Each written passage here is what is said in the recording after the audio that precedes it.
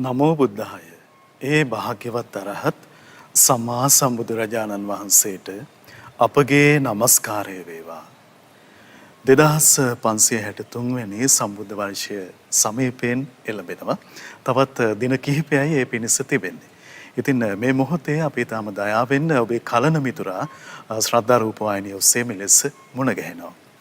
විශේෂයෙන් සම්බුද්ධ වර්ෂය ලෝකයට උදා වෙන මොහොතේ එය අපටත් මහත් වූ විශේෂයෙන්ම අපට මහත් වූ අත්වැසිල්ල පිණිස හේතු වෙනවා. මොකද කාරණාව විශේෂයෙන් සම්බුද්ධ වර්ෂය තුල අපේ ජීවිතයට කුමන ආලෝකයක් ලබා ගන්න අවශ්‍ය වෙනවද?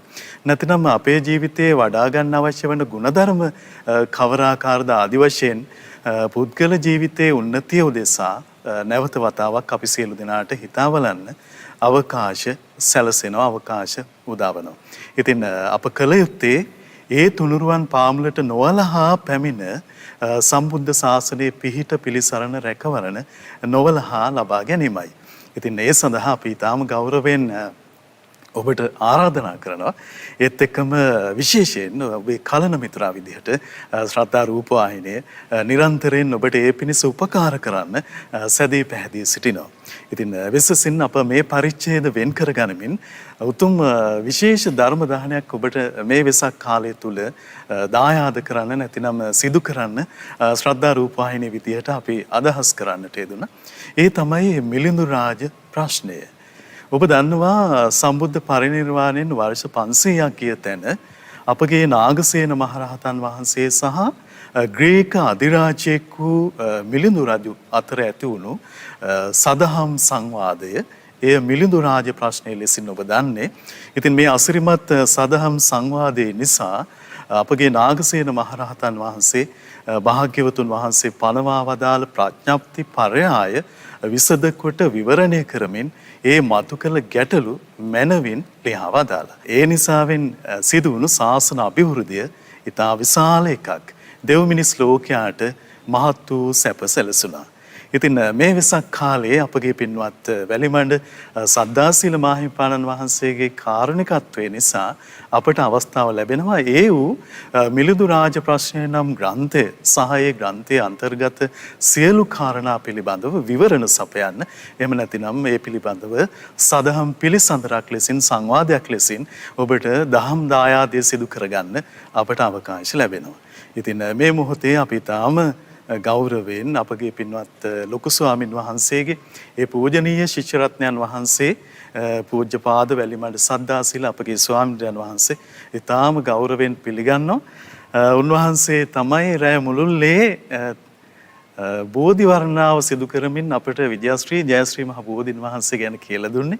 ඒ වගේම යසෝදරා රහත් මෙහෙණින් වහන්සේ ගැන රැය මුළුල්ලේ අපට කරුණු පවසා වදාළේ. ඒත් එක්කම පසුගිය වෙසක් සමයේ තෙමඟුල් වර්ණාව සිදු කරමින් අසිරිමත් බුදු ගුණ පිළිබඳව අපිව භක්තිමත් කළේ අප තුල මහත් වූ ශ්‍රද්ධාව ඇති කළේ පින්වත් අපගේ ස්වාමීන් වහන්සේ. ඉතින් මේ මොහොතේ උන්වහන්සේ අප කෙරෙහි කරුණාවෙන් වැඩම කරන්නට යෙදුණා. අපි තාම ආදරෙන් ගෞරවයෙන් පාද අභිවන්දනෙන් අපගේ පින්වත් ස්වාමීන් වහන්සේ මෙම අවස්ථාව පිළිගන්නවා. ස්වාමීනි අපගේ নমස්කාරය වේවා. සාදු සාදු සාදු.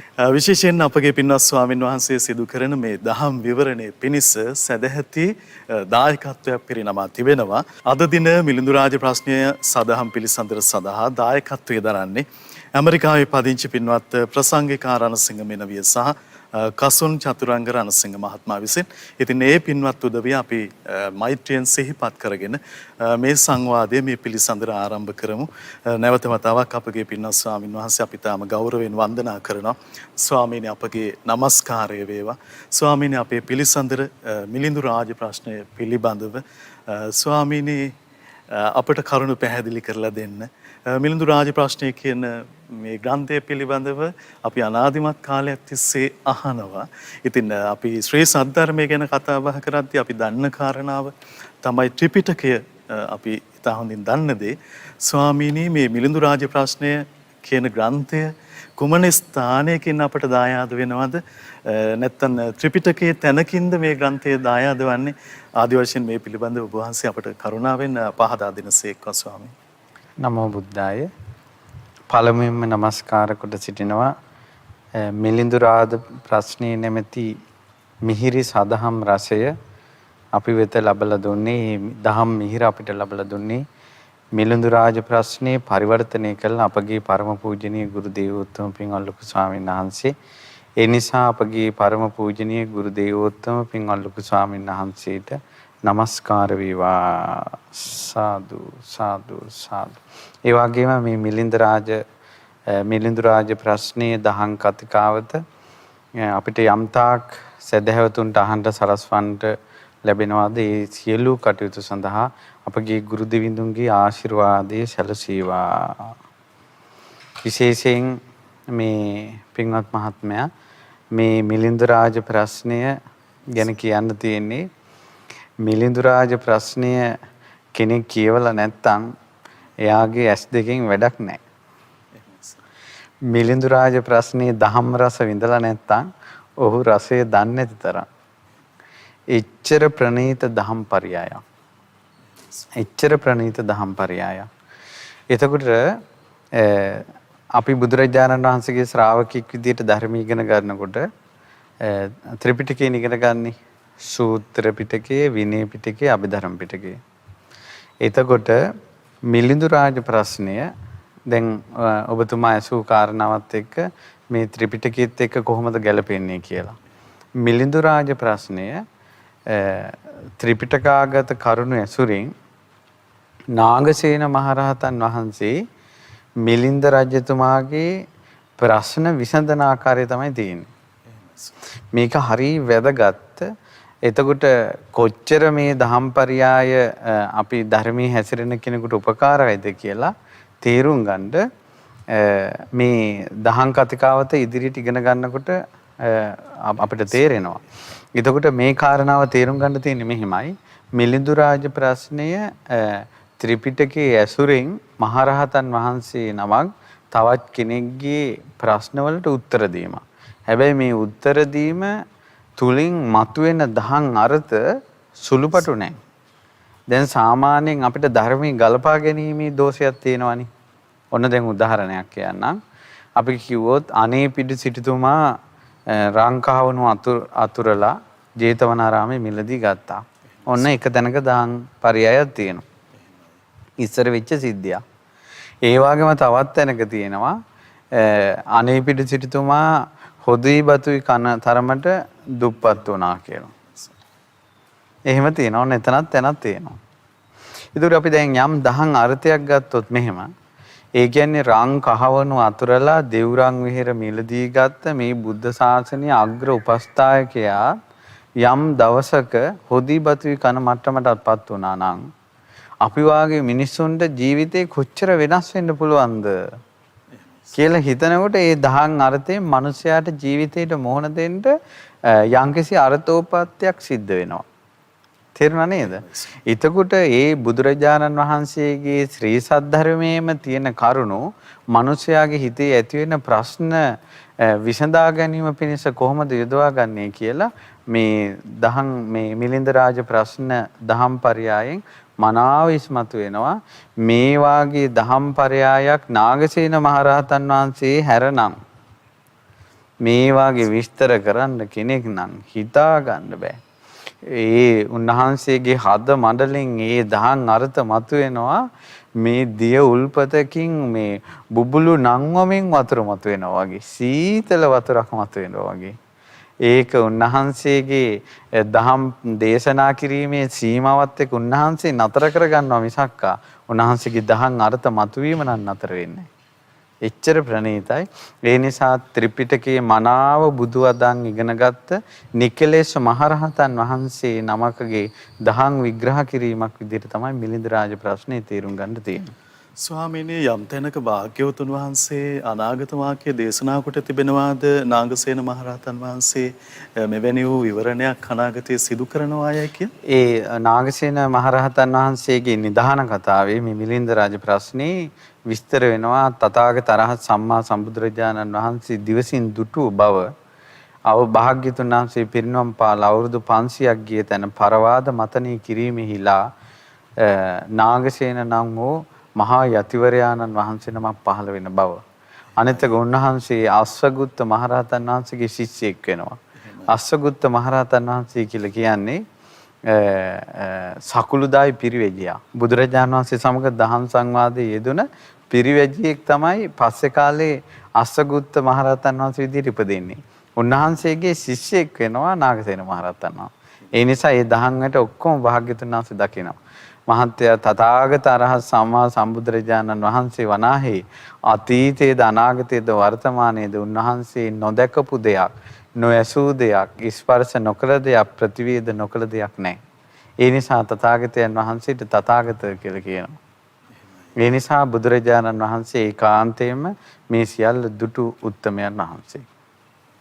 ස්වාමීනි මේ උතුම් ධර්ම විමර්ශනය සිදුවීම ශාසන උන්නතිය ශාසන අභිවෘද්ධිය කියන කාරණාව සැලකීමේදී අපි ඒක කොහොමද වටහා ගන්නේ ස්වාමී? මහා වටිනාකම කියන්නේ මිලිඳු රාජ ප්‍රශ්නේ තියෙන දහම් කරුණු නොතිබෙන්න අපිටත් අපේ ජීවිතේ සමහර වෙලාවට අපිට මේ දහම් අර්ථ ගන්න තේරෙන්නේ නැහැ. මේ ධර්මයේ විමසා ධර්මයේ තේරුම් ගන්න කෙනෙකුට මේ මිලිඳු රාජ ප්‍රශ්නේ කියන්නේ ප්‍රණීත දෙයක්. විඩාවට ගිමන් හරින තැනක් වගේ. ඊළඟට පිපාසයෙන් ඉන්න කෙනෙකුට පැම් පොකුණක් වගේ. ඒ නිසා දහම් අර්ථ ඉස්මතු කිරීමටත් ධර්මයේ දහම් රසයේ විඳීම පිණිසත් මනාව මේ ධර්මයේ සම්පින්ඩණය වුණ තැනක් තමයි මේ මිලිඳු රාජ ප්‍රශ්නය. ස්වාමීනි මේ මිලින්ද ප්‍රශ්නය ලියවීම ගැන පාලියෙන් ලියවීම ගැන ඉතිහාසය කොහොමද සිද්ධවන්නේ? මේ මිලිඳු රජතුමාගේත් නාගසේන මහරහතන් වහන්සේගේත් මේ කතිකාවත ඇති වෙන්නේ මේ දහම් සංවාදය ඇති වෙන්නේ බුදුරජාණන් වහන්සේ පිරිනිවන් පාලා අවුරුදු 500කට පස්සේ. එතකොට අවුරුදු 500කට පස්සේ මේ වෙනකොට ලංකාවේ දුටුගැමුණු යුගය ඉවරයි. මේ වෙනකොට ලංකාවේ ත්‍රිපිටකයේ ගාන්ථාරූඪ වෙන්න පටන් අරගෙන. එහෙමයි ස්වාමී.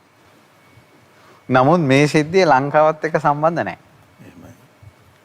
බුදුරජාණන් වහන්සේ පිරිනිවන් පාලා අවුරුදු 500ක් ගිය තැන දඹදිව යෝනක දේශේ තමයි ඇති වෙන්නේ. ඒක හොඳට තේරෙන තැනක් තියෙනවා මහත්මයා.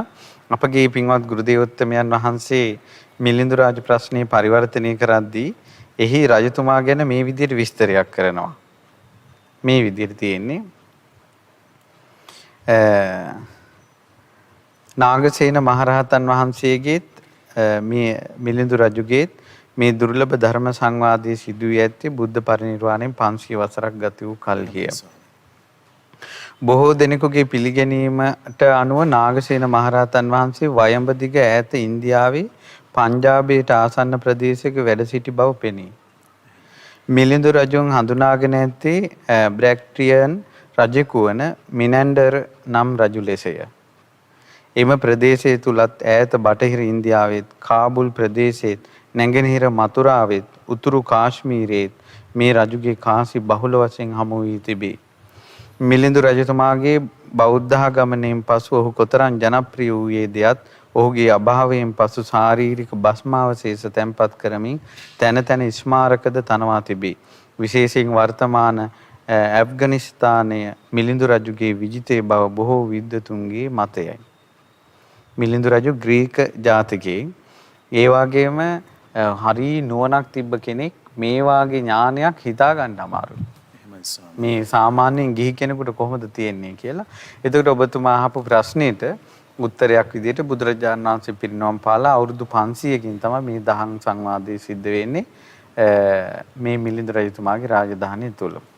ස්වාමීනි තවදුරටත් අපි වටහා ගන්නේ කොහොමද මිලින්ද ප්‍රශ්නය ඉගෙන ගැනීමේ වටිනාකම? මිලිඳු රාජ ප්‍රශ්නේ ඉගෙන ගැනීමේදී තියෙන වටිනාකම අපි කියනවටත් වැඩිය ඉගෙන ගනිද්දිම තමයි තේරෙන්නේ. මේක ඉතින් අපිට කිය යුතු කාරණාවක් තියෙනවා. මේ දහම් පරයය ඒ සිද්ධ වුණායින් පස්සේ මතකයෙන් දරාගෙන ඇවිල්ලා මේක ගාන්ථාරූඪ වුණා පාලියෙන්. ඒතර පාලියෙන් මිලිඳු රාජ ප්‍රශ්නේ පාලි පොතක් විදිහට තිබුණා. ස්වාමීනි මේ කාරණාව මේ උතුම් පින්කම සිද්ධවන්නේ ලංකාවේද එහෙම නැත්නම් දඹදිවමද? දඹදිව අපිට හරියට මේක කොතනදී පාලියෙන් ලියුණාද කියලා කියන්න තරම් අපිට ඇත්තටම කියව පොත්වල තොරතුරු ලැබුණේ නැහැ. එතකොට මේ පාලියෙන් තිබුණ පොත මෙහෙම තොරතුරක් ලැබුණා. පාලියෙන් තිබුණ පොත මිලින්ද රාජ ප්‍රශ්නෙන් කරුණු අරගෙන සංඝයා නුවර යුගයේ දහම් කතිකාවත් කරනවා. එහෙමයි ස්වාමී. එතකොට කීර්තිසී රාජසිංහ රජුරෝ සරණංකර සංඝරාජයන් වහන්සේට ඉල්ලීමක් කළා. ඔය කියන මිලිඳු රාජ ප්‍රශ්නේ අපිට සිංහලෙන් කියවන්න විදියක් නැද්ද කියලා. ආන්න ඒකට උත්තරයක් විදිහට තමයි සරණංකර සංඝරාජයන් වහන්සේ දැන් මේ පොතේ විවරණේ තියෙනවා. මේ මිලිඳු රාජ ප්‍රශ්නේ විවරණේ ඒ සංඝරාජ ස්වාමින් වහන්සේ මුල් වෙලා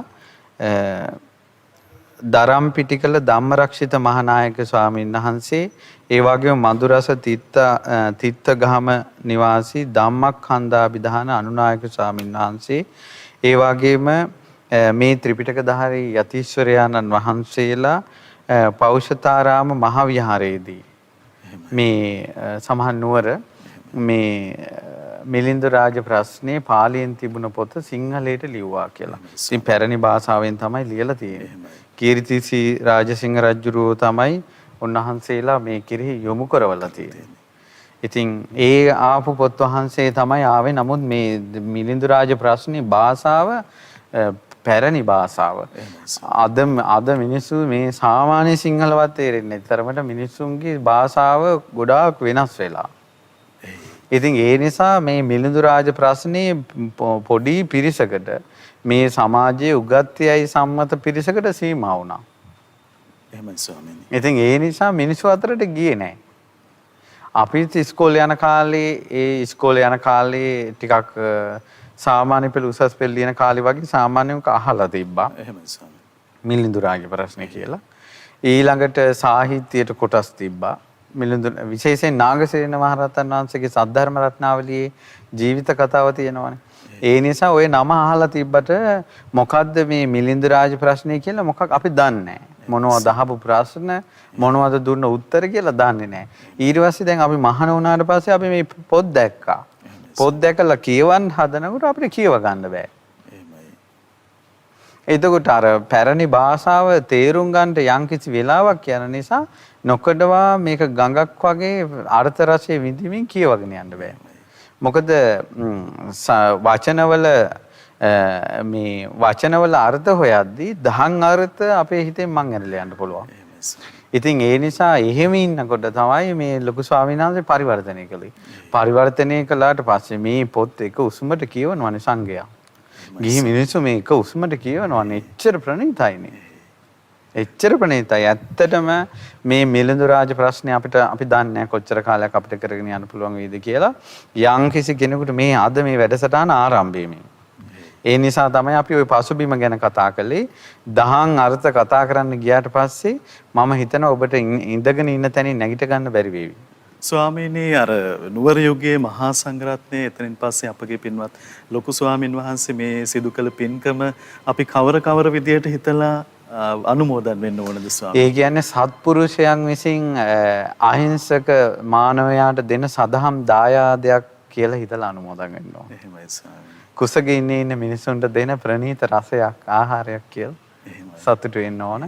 ඒ වගේම මේ මිලිඳු රාජ ප්‍රශ්න පරිවර්තනය කිරීමෙන් අපගේ ලොකු ස්වාමීන් වහන්සේ ලොකු ශාසනික මෙහෙවරක් කළා. මෙපමණකින්ම. එහෙමයි. හොඳයි ස්වාමීනි දැන් අපි තවත් කාරණාවක් ඔබ වහන්සේගෙන් විමසලා දැනගන්න ඕනේ. මේ මිලිඳු රාජ ප්‍රශ්නේ දැක්වෙන පරිදි නාගසේන මහරහතන් වහන්සේ ඒ වකට ජීවමානව වැඩ වාසය කළ ස්ථානයේ එතකොට මිලිඳු රජුරෝ සම්මුඛ වීම ඒ අතීත පරිසරය ගැන ස්වාමීනි යලි ආවර්ජනා කොට අපිට මේ මොහොතේ සිහිපත් කරලා දෙන්න පුළුවන් නේද? දැන් තමයි අපි ප්‍රවේශ වෙන්න හදන්නේ නේද? දැන් තමයි මිලිඳු රාජ ප්‍රශ්නේ කියන එක ඔන්න දැන් තමයි පටන් ගන්න. එහෙමයි සර්. මේක ඉස්සර වෙච්ච දෙයක්. මේ සංසාරේ හරි පුදුමයි. තථාගත අරහත් සම්මා සම්බුදුරජාණන් වහන්සේ කාශ්‍යප දස බලධාරීන් වහන්සේ. එහෙමයි. මේ මහා භද්‍ර කල්පයේ තුන්වෙනිව පහළ වුණ කාශ්‍යප තථාගතයන් වහන්සේගේ ශාසනයේ අතුරුදහන් වුණා. ඊට පස්සේ ඒ ශාසනය ඊටාම සුළු කාලයක් භික්ෂුන් වහන්සේලාගෙන් රැඳිලා ආවා. හැබැයි ඊටාම සුළු කාලයක්. බුදුරජාණන් වහන්සේ නේත්‍රයෙන් දැකලා වත්පිළිවෙත් ප්‍රතිපදාවේ හැසිරෙන බොහෝ සංගරුවන සසරින් එතරට වැඩියා. ওই තථාගතයන් වහන්සේ පිරිනිවන් පාලා කලක් ගත වුණාට පස්සේ සංගරුවනක් පහළ වුණා. එතකොට ඒ සංඝයා ගොඩාක් වත්පිළිවෙත් කර කර ධර්මයේ දරාගෙන ප්‍රතිපදාවේ හැසිරුණා. එතකොට එක්තරා වෙහෙරක මේ තමයි කතාව. එක්තරා වෙහෙරක ගඟක් අයිනේ කාශ්‍යප තථාගතයන් වහන්සේගේ නුගබෝධින් වහන්සේ. කාශ්‍යප තථාගතයන් වහන්සේගේ නුගබෝධින් වහන්සේ විරාජමානව වදමින් ඉන්නවා. එහෙම වන්දනා කළා උදේම සංඝයා නැගිටලා දැහැටි දඬු වළඳලා මලුපෙත් මං අමදලා වත්පිළිවෙත් කරමින් ධර්මයේ පුරුදු කරනවා. එතකොට ඒ වෙහෙරේ අපි මේ කියන වෙහෙරේ හිටපු ප්‍රධාන ස්වාමීන් වහන්සේ මලු අමදනවා. නුගබෝධීන් වහන්සේ අමදනවා. අමදලා කොළ තැන් තැන්වල දැන් නුගබෝධීන් වහන්සේ ගොඩාක් පැතිරුණ බෝධීන් වහන්සේ නමන්නේ. සාමාන්‍යයෙන් අපේ අසතුරුක්ෂයට වැඩිය පැතිරෙනවා නුගබෝධිය. එතකොට ඒ පැතිරුණ වට ප්‍රමාණය හොඳට අතු ගාලා තැන් තැන්වල කොළ ගොඩ කරලා උන්වහන්සේ අතුපතු ගන්නවා. ඒතකොට පොඩි නමවල් ඇවිල්ලා ඔය කොළ ගොඩවල් අයින් කරනවා. මේ බෝධිපත්ත අයින් කරනවා. ඊට පස්සේ එදා පොඩි නමල කවුරුත් ආවේ නැහැ. එතනින් එක පොඩි නමක් වැඩියා. ඒතර නායක හාමුදුරුවෝ කිව්වා මේ පොඩි නමයි කොළ ගොඩ අයින් කරන්න. එයා ගානක් නැහැ. උන්වහන්සේ ගානක් නැහැ වඩිනවා. ආයසරයක් කිව්ව පොඩි නම ඔය කොළ ගොඩ අයින් කරන්න. ඒ ගානක් නැහුන්නේ නැහැ වගේ යනවා. දැන් අදත් එහෙම සිද්ධි තියෙන්නේ. මොනවාරි කිව්වම ඇහුන්නේ නැහැ වගේ යන්නේ. ඊට පස්සේ තුන්වෙනි වතාවෙත් කිව්වා පොඩි නම මේ ඔය බෝපත්‍ර ඒ කියන්නේ නුගබෝධි ඒ බෝපත්‍ර ටික අයින් කරන්න කියලා. දැන් ගල් ගහලා ඉන්නව කතාවක් නැහැ. ටිකක් මොරන්න පොඩි නම. ඊට පස්සේ මේ නායක හාමුදුරුවෝ මොකද කළේ මෙහෙ එනවා කියලා ළඟට කතා කරා. ළඟට කතා කළා තුන් පාරක් කිව්වා ඔහෙට. අරන් දනවර කොළගොඩ කිව්වා. ඒත් ඇහුන්නේ වගේ ඉන්නවා. අර අතු ගාපු කොස්සේ මිටෙන් තට්ටුවක් දැම්ම අරන් දානවා දැන් කියනවා. තට්ටුවක් කියන එක සැරට වදින්න ඇති. සැරට වදින්න ඇති. අනේ දුකක් ආවා හිතට අඬ කොළහුලනවා. අර කොළහුලලා ස්වාමීනි නායක ස්වාමින් වහන්සේ එහෙම පොඩි නම වහන්සේ කැඳවා ගත්තේ මේ ඒ වගේ මලුමන් පෙත් අමදින අවස්ථාවේදී බොහෝ කොට පිරිස සහභාගී කරගෙන පින්කම සිදු කර ගැනීම මහත්ඵල අර්ථ වෙනවා. ඒවත් එහෙමයි නැතත් ඒ විහෙරේ ගුරු ස්වාමීන් වහන්සේගේ යුතුයකමක් තමයි අර පොඩි නමවල් ඒ වත්පිළිවෙත් වලට යොමු කරගන්න එක. පොඩි නමගේ යුතුයකම තමයි ගුරු ස්වාමීන් වහන්සේ කරන වත්පිළිවෙත් වලට එකතු වීම. දැන් මෙතනදී මොකක් හරි එකක් වුණා මේ සසරේ සිද්ධ වෙන දේවල්. ඊට පස්සේ දැන් පොඩි නම දැන් අර බෝපත්‍ර ටික අරගෙන අඬ ගිහිල්ලා ළඟින් ගංගාව ගලාගෙන යනවා. ඒ ගංගාව වයිනේ කොළ ගොඩ කරන තැනට ඔන්න බෝපත් ටික දැම්මා. දාලා කල්පනා දැන් අඬනවා. අඬලා කල්පනා කරනවා මේ ඔක්කොම උනේ මගේ තේජස නැහැ. මේ එක්කෝටම දාස වෙලා ඉන්න ගියාට පස්සේ තමයි මට මේ ප්‍රශ්න. දැන් පොඩි නමට හිතෙනවා. එක එක්කිනාට මේ දාස වෙලා ඉන්න ගියාට පස්සේ තමයි මේ මට තියෙන ප්‍රශ්න. මම මේ කොළ ටික අරන් දැම්මා. බෝධින් වහන්සේලාගේ බෝපත්‍ර අයින් කරලා කුණු අයින් කරලා මට පිනක් දැන් තියෙනවා. එතකොටම දැන් ගඟ දිහා බැලුවා. ගඟේ රැල්ල මෙහෙම රැලි නංව ගඟ ගලනවා. කල්පනා කළා මගේ උපනෝපන් ජීවිතේ මම තේජස් වේවා. මේ ගඟේ රැලි ගලනවා වගේ රැලි නැංවි මේ ගඟ ගලනවා වගේ මගේ මනසින් ප්‍රඥාව මතුවේවි එත්වා. එහෙමයි ස්වාමී. කිසි කෙනෙකුට මාව මැඩ පවත්වන්න බැරි වේවා කියලා අදිෂ්ඨාන කළා. එහෙමයි ස්වාමී. දැන් ඉස්සෙල්ලා හිතුවා තේජස් කොළ ටික ගිහිල්ලා දාම්පු ගමන් හිතුවේ මම කිසි කෙනෙකුට යටත් වෙන්නේ නැතුව තේජස් වේවා. මේ පාත්‍ර අයින් කරපු පිනෙන් කියලා. එහෙමයි.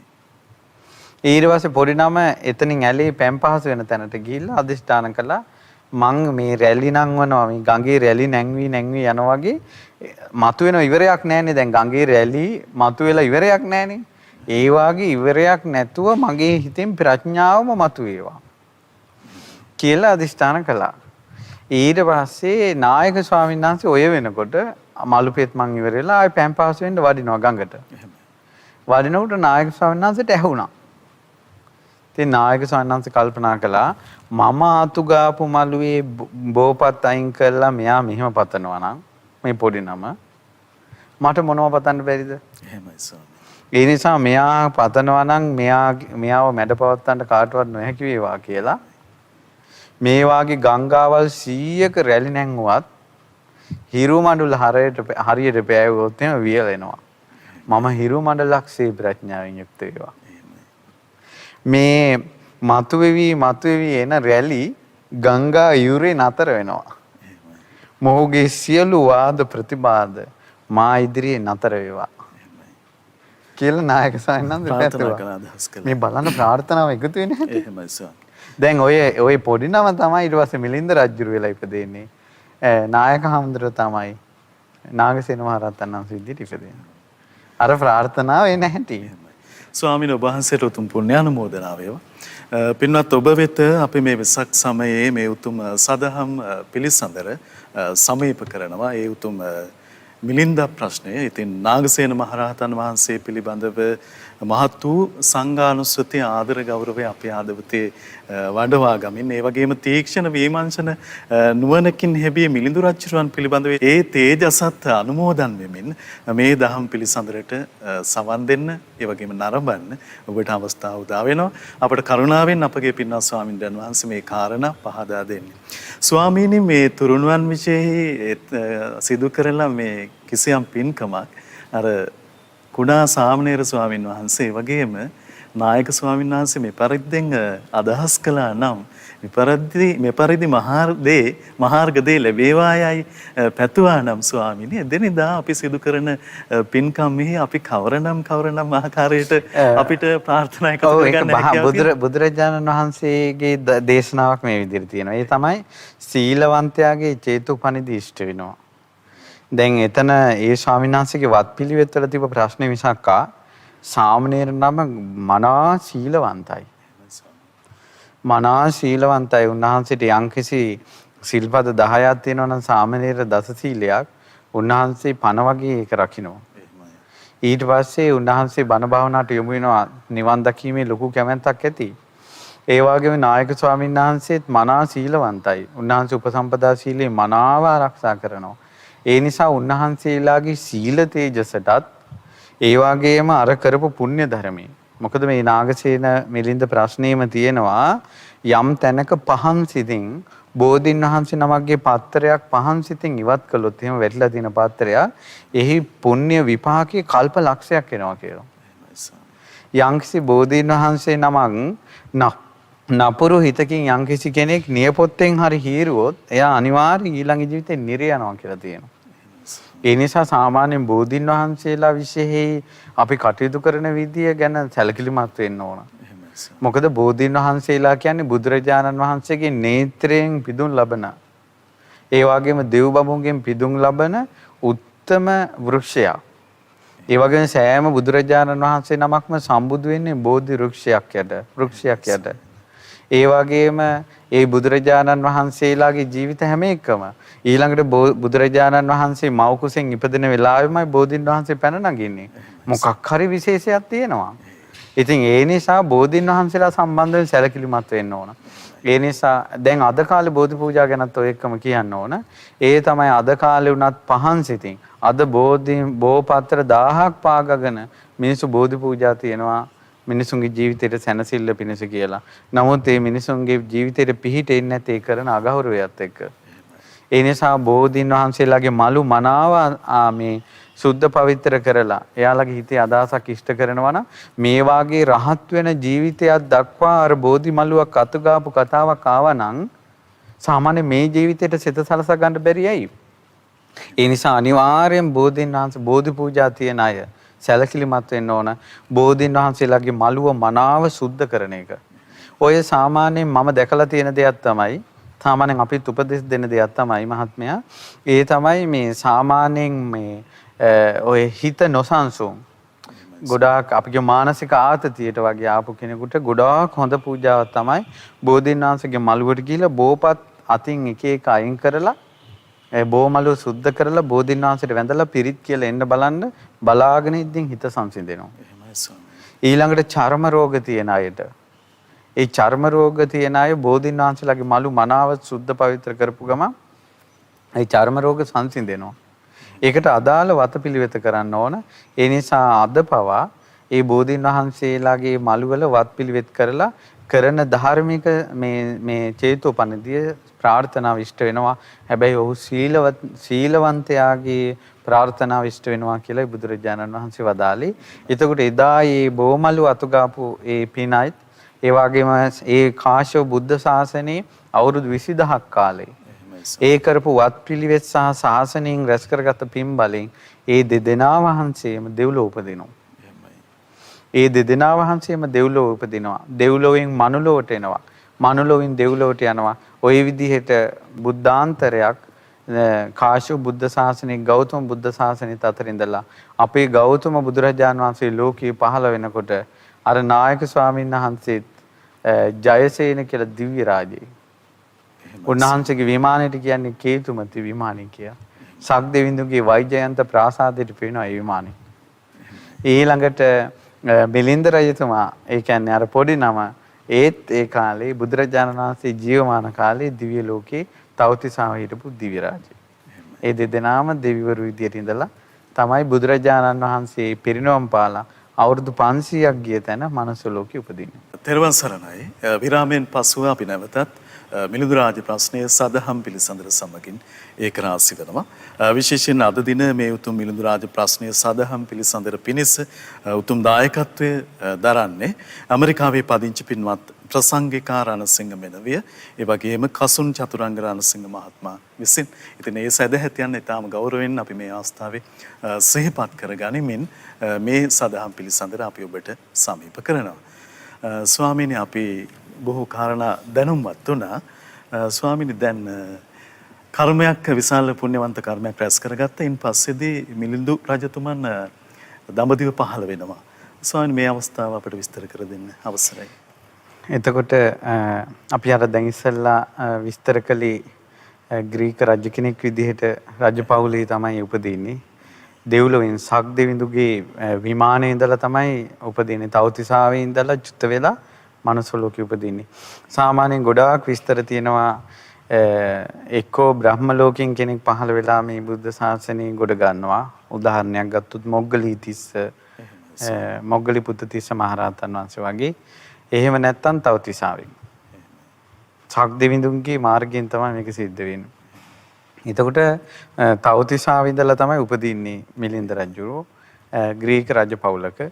එහෙම ඉපදිලා රජකමටපත් වෙනවා. සියලු ශිල්පෙහි කෙල පැමිණෙනවා. ඒ වගේම රජතුමාගේ රූපශ්‍රිය අර ඒ රටේ හිටපු සියලු දෙනාගේ රූපශ්‍රිය අභිභව කියනවා. හේතුව කලින් බුද්ධ ශාසනයේ බෝමලු අතුපතු ගාපු පින්බලයි. යම් තැනක කැලිකසල අත ගෑවට පස්සේ එතන සුද්ධ වෙනවා, පවිත්‍ර වෙනවා, බලන් හිතෙනවනේ. ඒ වගේ තමයි ඒකේ පින්බලේ තමා කරා පැමිණෙනකොට ඔහු දෙස බලන් හිතෙනවා. ප්‍රියමනාප වෙනවා. ඉතින් ඒ වගේම තේජස්වී වෙනවා. කලින් කරපු ප්‍රාර්ථනාවට අනුව ගොඩාක් තේජස්වී. ඒ වගේම ලොකු මතක ශක්තියක් තිබ්බා. ඒ වගේම සියලුම ශාස්ත්‍ර සියලු ආගම් ඉගෙන ගත්තා. ඒ වෙනකොට දඹදිව තිබ්බනම් යම්තාක් දෘෂ්ටීන්, මතවාද, අදහස්, ආගම්, දර්ශන ඒ සියල්ල රජතුමා ඉගෙන ගත්තා. ඉගෙනගෙන රජතුමා තුරුණු වියේ ඉඳලම රජතුමාගේ විනෝදාංශය තමයි වාද කරන එක. ඇයි රජතුමාට කරුණු එනවා ඉවරයක් නැහැ. ඒ නිසා කැමැති කෙනෙක්ගෙන් අහලා ඒකට දෙන උත්තරයට තව එකක් කියන්න. ඉතින් මේ විදිහට උත්තර මේ ප්‍රශ්න හදාගෙන රජතුමා කියනවා ඉවරයක් නැහැ. ඊට පස්සේ සංඝයාත් එක්කත් වාදයට ආවා. සංඝයාත් එක්ක වාදයට එනකොට සාමාන්‍යයෙන් සංඝයා අතක්කා වචරණි, ඒ කියන්නේ ධර්මයේ අතක්කා වචරයි විදිහට දරාගෙන ඉන්නවනේ. මේක තර්කයට හසු වෙන දෙයක් නෙවෙයි, අවබෝධය පිණිසයි ධර්මයේ දේශනා කරන්න තියෙන්නේ අහන්නේ කියලා. ඒ නිසා සංඝයා ඒවට මැදිහත් වුණේ නැහැ. සංගරුවට මොකද කළේ? ඒ ප්‍රදේශය අත්හැරලා ගියා. දැන් මිලින්ද රජතුමා නිසා ඒ ප්‍රදේශයට සංඝයා එන්නේ නැතුව ගියා. ඇයි? රජතුමා ආපු ගමන් වාද කරනවා. ඊට පස්සේ දැන් ඉන්නවනේ මක්කලි ගෝසාල නිගන්නාත පුත් ඔය પરම්පරාවෙන් එන පිරිසක් ඉන්නවනේ. එහෙමයි ස්වාමී. දැන් නිගණ්ඨ පිරිස දැන් අදටත් ඉන්නවනේ. බුදුරජාණන් වහන්සේ කාලේ නිගන්නාත පුත් හිටියේ අදටත් ඉන්නවනේ ඉන්දියාවේ. ඇඳුන් නැතුව නිර්වතින් අදටත් ඉන්නවනේ. කොච්චර ඉන්නවද? දහස් ගාණක් ඉන්නවා. එතකොට ඒ වගේ අර මක්කලි ගෝසාල නිගන්නාත පුත් ඔය පරපුරෙන් එන අයත් ඉන්නවා. ඊට පස්සේ රජුරෝ දවසක් මේ වාද කරන්න හිතාගෙන මේ මක්කලි ගෝසාල ළඟට ගියා. මේ නිගන්නාත පුත්ගේ ශ්‍රාවකයන් ළඟට ගියා. ගිහිල්ලා ඇහුවා ඔබ වහන්සේලා කොහොමද? ඕන දෙයක් දන්නවා කිව්වා. එහෙනම් කිව්වා මේ මිනිස්යන්ට පිහිට මොකද්ද තියෙන්නේ? කිව්වා මිනිස්යන්ට පිහිට මේ සත්වයන්ට පිහිට මහ පොළොව කිව්වා. මහ පොළොවේ පිහිටෙන් මේ මිනිස්සු ඉන්නේ කිව්වා.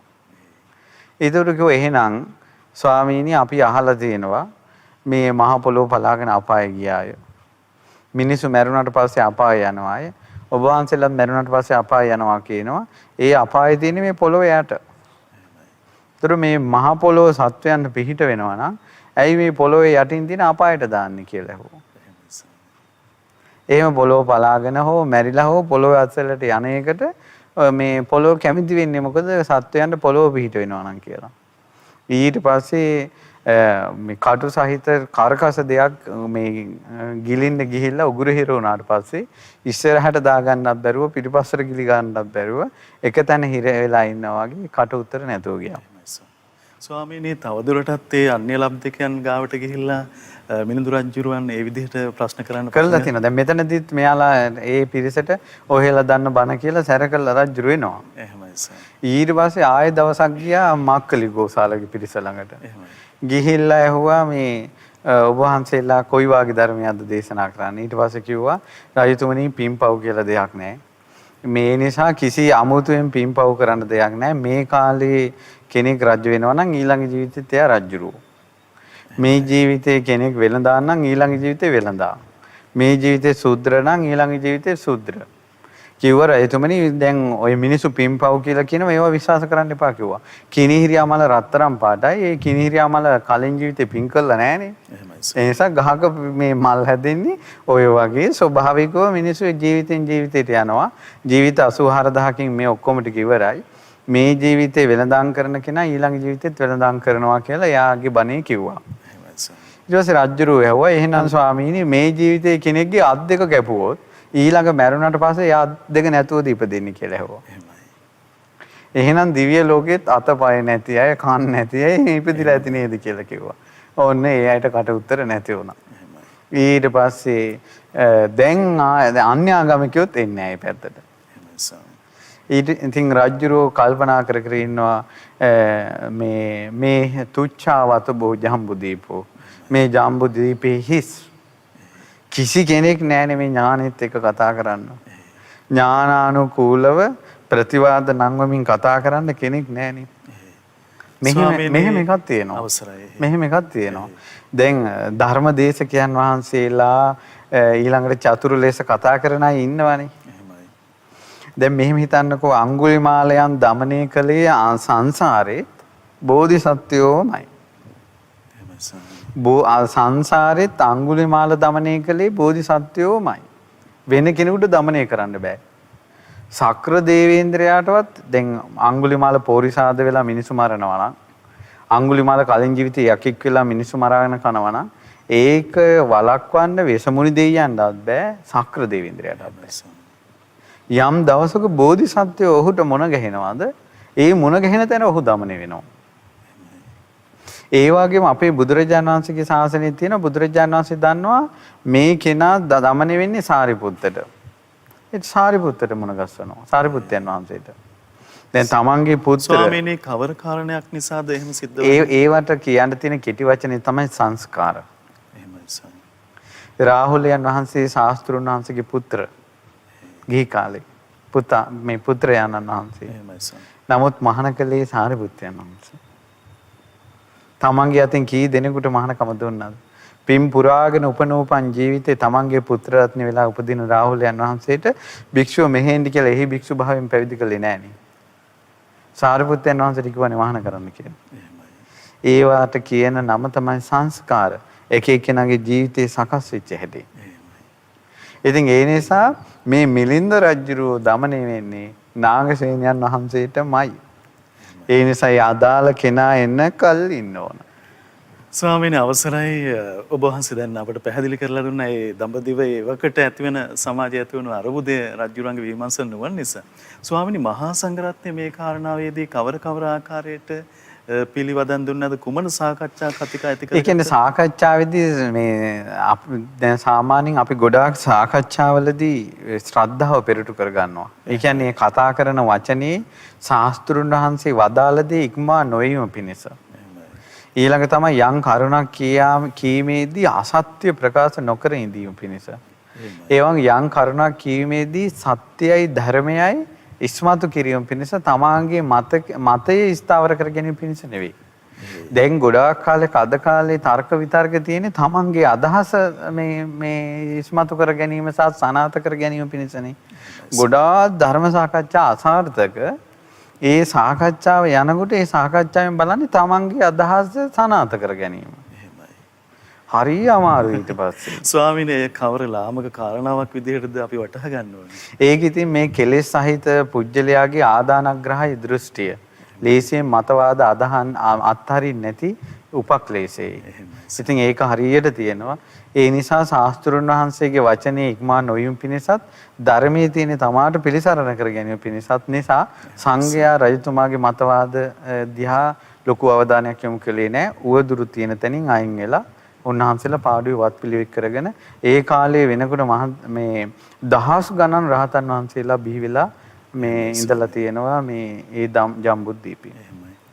ස්වාමීනි මේ සංස්කාර ධර්මයන්ගේ ඒ පුදුම සහගත බව පුදුම හමුවීම් සිදුවෙන ආකාරය ඔබ වහන්සේ දැන් අපිට පහදලා දුන්නේ. ස්වාමීනි එතකොට මිලිඳු රජුරවන්ට නාගසේනයන් වහන්සේ සම්මුඛ වීම ගැන දැන් අපිට කරුණු පැහැදිලි කරලා දෙන්න වෙලාවද අවසරයි? නෑ. ඒකට තව ගොඩාක් යන්න තියෙනවා. එහෙමයි ස්වාමීනි. නාගසේන මහරහතන් වහන්සේගේ උප්පත්ති කතාව ඒක හරි සුන්දර දෙයක්. ඒක දිග කතාවක්. මේ විදිහට සංඝයා මේ පෙළමින් රජතුමාර කතාවක් කිව්වනේ. තුච්ඡා වතබෝ ජම්බුද්දීපා මේ ජම්බුද්දීපය ඒකාන්තයෙන්ම හිස් කිසි කෙනෙක්ගෙන් තොරයි කියනකොට අස්සගුත්ත මහරහතන් වහන්සේට හිමාලයේ වැඩ හිටපු අස්සගුත්ත මහරහතන් වහන්සේට දිව්‍ය ශ්‍රවණයෙන් ඇහුණා එක. මේ ජම්බුද්දීපේ නුවණැත්තන්ගෙන් හිස් කියන වචනේ ඇහුණා. උන්වහන්සේ ඒ ශනෙන් අස්සගුත්ත මහරහතන් වහන්සේ කියන්නේ බුදුරජාණන් වහන්සේ කාලේ හිටපු සකුළුදායි. ඒ නිසා බුදුරජාණන් වහන්සේ ඇසුරු කරපු කෙනෙක්, සම්මුඛයේ දහන් ඇසු කෙනෙක්, මෛත්‍රී විහරණයෙන් වාසය කරන කෙනෙක්, මහා ශ්‍රාවකෙක්. ඉතින් ඒ නිසා ඒ උත්තමයන් වහන්සේ දිවසින් බැලුවා මොකද්ද මේකට හේතුව. උන්වහන්සේට පෙනුණා මේ තියෙන්නේ සසරේ දෙයක්. ඒ කියන්නේ මොහුගේ මේ ප්‍රශ්න නැගිල්ල එක දිගට එන්නේ සසරේ ප්‍රාර්ථනාවක් කරනවා. ඒතර මේක මැඩ පවත්වන්න පුළුවන් කෙනා කවුද කියලා බලනවා. දැන් ඒක මේ වගේ. දේවානම්පියතිස්ස රජුරවන්ට මිහිඳු මහරහතන් වහන්සේ දේශනා කරන්නේ ඔබ මහා සෑයට අත තියන්න එපා. ඔබ තූපාරාමේ හදන්න කියලා. නේ? කාවන්තිස්ස රජුරෝ සේරුවිල සෑය හදනවා. මිසක රුවන්වැලි සෑය ගැන හිතන්නේ නැහැ. ඒ අදාළ උරුමයක් තියෙනවා.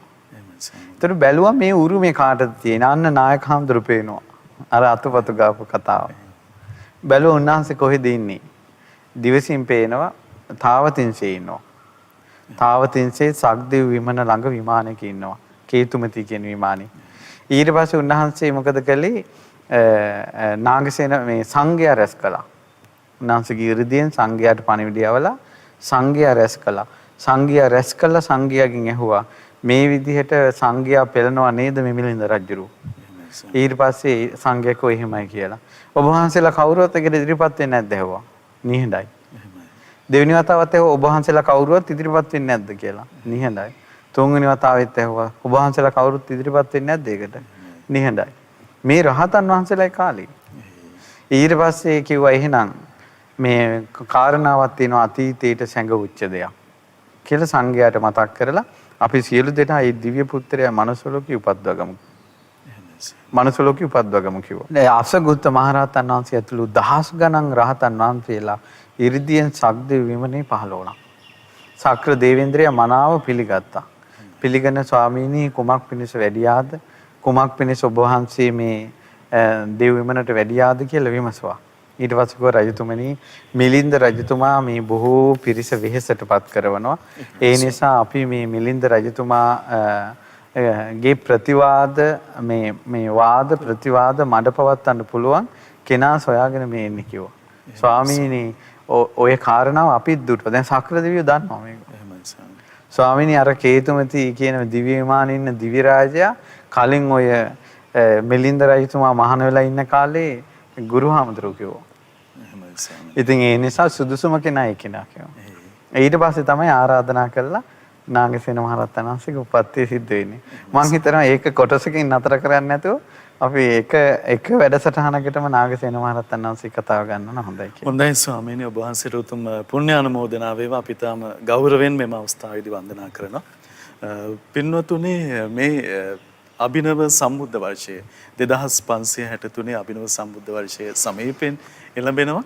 ඉතින් මේ වෙසක් කාලේ අපගේ සිත් සතන් ඒ බුද්ධාලම්බන ප්‍රීතියෙන් නොවලහා පිරී යනවා. ඉතින් එම අවකාශයේ ඔබේ කලන මිතුරා ශ්‍රද්ධා රූප වාහිනියේ මිලිඳු රාජ ප්‍රශ්නයට විවරණයක් අපගේ පින්වත් වැලිමඩ සද්ධාසීල ස්වාමින් වහන්සේ වැඩම කරගෙන මෙලෙස දිනපතා ඔබට දායාද කරන්න අදහස් කරනවා. ඒ නිසා හෙට දවසෙත් මේ මොහොතේ මේ වෙලාවේ අප සමග රැඳෙන්න කියලා අපි තාම ගෞරවයෙන් ආරාධනා කරනවා.